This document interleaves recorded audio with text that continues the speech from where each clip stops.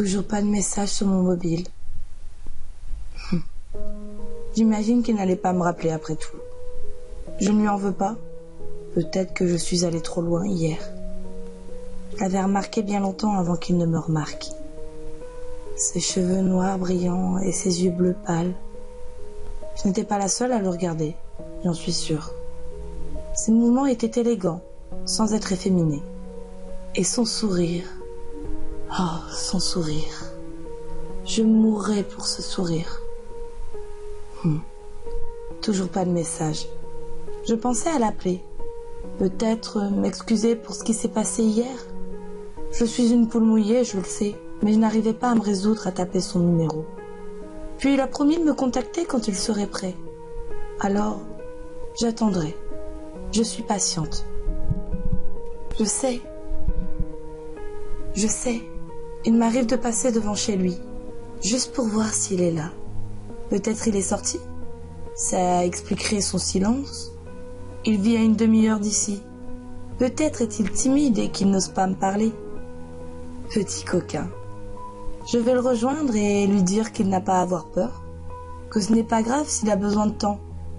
Il vit dans une petite ferme, pas loin de la ville. On peut entendre les moutons dans les tables quand on arrive. Mon cœur accélère quand je vois des lumières à sa fenêtre. Il doit être là. Il m'a dit hier que ses parents seraient absents du week-end. Et ils l'ont laissé surveiller les moutons pour ces 2 jours. Ah, pauvre chéri, ce doit être difficile. Il était probablement trop occupé pour m'appeler. J'aurais dû rester jusqu'au retour de ses parents et l'aider à la ferme. Je frappais à la porte, mais pas de réponse. Il doit sans doute dormir. La pensée de son visage ensommeillé me fait sourire. Je tourne la poignée. C'est déverrouillé. Il y a peu de criminalité dans le coin, alors verrouiller ne serait pas nécessaire. Je me faufilais dans la maison, sans bruit. Je voulais le surprendre. Je sursaute à chaque grincement que fait mes pas. Finalement, j'atteins la porte de sa chambre et ouvre doucement. Il est là, dans son lit, comme je l'imaginais. J'allume la table de chevet pour voir son visage. Ses yeux bleus sont ouverts, regardant dans le vide, et son visage est ensanglanté.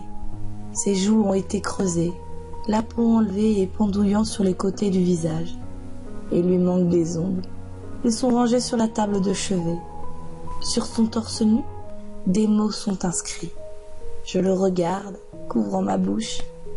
Il n'a pas bouché depuis la dernière fois. Il devait être si fatigué qu'il a dormi tout le jour. Oh, adorable. J'embrasse son front, m'assurant de ne pas le réveiller. Puis j'écris un autre message en dessous du premier, sur le torse, lui faisant savoir que je suis là s'il a besoin. Je quitte la maison. Il est temps que les moutons aillent dormir. Et demain, j'irai me présenter à ses parents. Je suis sûre qu'ils m'aimeront eux aussi.